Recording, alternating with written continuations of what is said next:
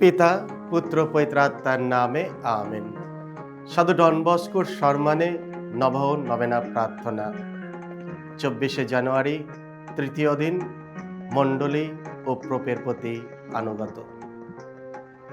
এসব প্রার্থনা করি। হে সাধু ডন বস্কো, মণ্ডলী ও পোপের প্রতি তোমার প্রগাঢ় ভালোবাসা ও অনুগত অকরণীয়। আমাদের সাহায্য করো, আমরাও যেন মণ্ডলীর আদর্শ ভক্ত হতে পারি এবং খ্রিস্টের প্রতিনিধি পোপ মহোদয় এবং তার প্রতিনিধি বিশপ ও পুরোহিতগণের প্রতি আনুগত ও বাধ্যতা প্রদর্শন করি। হে আমাদের স্বর্গস্থ পিতা, তোমার নাম পূজিত হোক, তোমার রাজ্য প্রতিষ্ঠা হোক, তোমার ইচ্ছা যেমন স্বর্গে তেমনি মর্তেও পূর্ণ হোক। আমাদের দৈনিক অন্ন আজ আমাদিওকে দাও, এবং আমরা যেমন অপরাধীকে ক্ষমা করি তেমনি তুমিও আমাদের অপরাধ ক্ষমা করো। আর আমাদিওকে প্রলোভনে পড়িতে দিও না, কিন্তু অনাত্ম হইতে রক্ষা করো। আমেন। প্রণাম মারিয়া, প্রসাদ পূর্ণা, প্রভু তোমার সহায়। তুমি নারীকুলে ধন্যা, তোমার গর্ভফল যিশুও ধন্য। হে পুণ্যময়ী মারিয়া, ঈশ্বর জননী, আমরা পাপী, এক্ষুনি আমাদের মৃত্যুকালে আমাদের মঙ্গল প্রার্থনা করো। আমেন। পিতা ও পুত্র পবিত্রাত্মার জয় হোক, যেমন আদিত হইতো এখনো তেমনি হয় এবং যুগে যুগে চিরকাল হবে। আমেন। সাধু ডন বস্কো মণ্ডলী ও পোপের প্রতি আনুগত। খ্রিস্টে আমার পরম প্রিয়জনেরা, আজ আমরা একটি অত্যন্ত গুরুত্বপূর্ণ খ্রিস্টীয় গুণের কথা ভাবতে চাই, মণ্ডলী ও পোপের প্রতি আনুগত। এই আনুগত কোনো অন্ধ অনুকরণ নয়, বরং এটি বিশ্বাস, নম্রতা এবং ঈশ্বরের ইচ্ছার প্রতি সম্পূর্ণ আত্মসমর্পণের একটি চিহ্ন।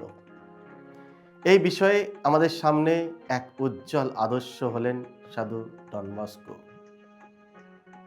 আনুগত ঈশ্বরের কণ্ঠ শোনার পথ। যিশু নিজেই আমাদের শিখিয়েছেন আনুগতের অর্থ কী। তিনি বলেন, যে তোমাদের কথা শোনে সে আমার কথা শোনে। লুক 10:16। মণ্ডলী ও পোপের মাধ্যমে যিশু আজও তার জনগণের সঙ্গে কথা বলেন। তাই মণ্ডলীর প্রতি আনুগত মানে আসলে খ্রিস্টের প্রতি আনুগত। ডন বস্কো মণ্ডলীর সন্তান। ডন বস্কো তার জীবনকে কখনোই মণ্ডলীর বাইরে রাখেননি। তিনি নিজেকে সবসময় বলতেন, আমি মণ্ডলীর সন্তান এবং পোপই আমার পথ প্রদর্শক। তার যুব সমাজের কাজ, অরাট্রি, স্যালিশিয়ান সংঘ সবকিছুই তিনি পোপ ও মণ্ডলীর অনুমতি ও আশীর্বাদ নিয়েই গড়ে তুলেছিলেন। অনেক সময় তাকে ভুল বোঝা হয়েছে, সন্দেহ করা হয়েছে, এমনকি বিরোধিতাও করা হয়েছে, কিন্তু তিনি কখনোই মণ্ডলীর বিরুদ্ধে যাননি। কঠিন সময়েও আনুগত। ডন বস্কো জীবনে এমন সময় এসেছে যখন তার কাজ বন্ধ করে দেওয়ার হুমকি ছিল, তার উদ্দেশ্য নিয়ে প্রশ্ন উঠেছিল। তবু তিনি বলেছিলেন, যদি পোপ বলেন থামাতে, আমি থামাবো। যদি বলেন এগিয়ে যেতে, আমি এগিয়ে যাব। এই আনুগতই ছিল তার শক্তি, কারণ তিনি জানতেন মণ্ডলীর মাধ্যমে ঈশ্বর কাজ করেন। আজকের আমাদের জন্য শিক্ষা। খ্রিস্টে আমার পরম প্রিয়জনেরা, আজকের পৃথিবীতে আমরা প্রায় প্রশ্ন করি, সমালোচনা করি, বিভক্ত হয়ে পড়ি, কিন্তু ডন বস্কো আমাদের শেখান আনুগত মানে দুর্বলতা নয়, বরং বিশ্বাসের শক্তি। মণ্ডলীর নিখুঁত না হলেও এটি ঈশ্বরের দ্বারা পরিচালিত। পোপের প্রতি আনুগত মানে বিশ্বব্যাপী মণ্ডলীর সঙ্গে ঐক্যে থাকা, বিশেষ করে পরিবারে, প্যারিসে ও যুব সমাজে। আমাদের আহ্বান হলো ঐক্য গড়ে তোলা, বিভাজন নয়। যুবকদের জন্য ডন বস্কোর বার্তা।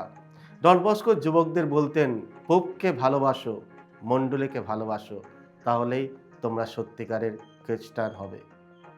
আজও এই আহ্বান সমানভাবে প্রযোজ্য।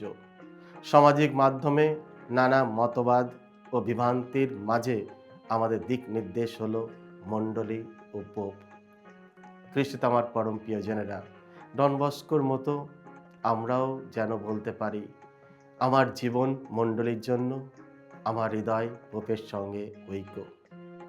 আসুন প্রার্থনা করি যেন আমাদের মধ্যে থাকে ডন বস্কোর মতো বিনয়ী হৃদয়, দৃঢ় বিশ্বাস এবং মণ্ডলী ও পোপের প্রতি গভীর আনুগত্য। সাধু ডন বস্কো, আমাদের জন্য প্রার্থনা করো। এসো প্রার্থনা করি।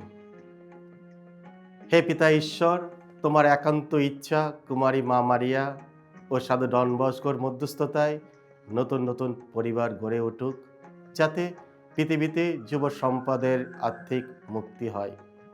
তোমাকে মিনতি করি, তোমার কাছে প্রার্থনা জানাই, আমরাও যেন সেই একই ঈশ্বর প্রেমে অনুপ্রাণিত হয়ে আত্মার কল্যাণ সাধন করি এবং তোমার সেবা করি, আমাদের প্রভু যীশু খ্রিস্টের নামে, আমেন। সকলকে জয় যিশু। ঈশ্বর আপনাদের সকলকে আশীর্বাদ করুন।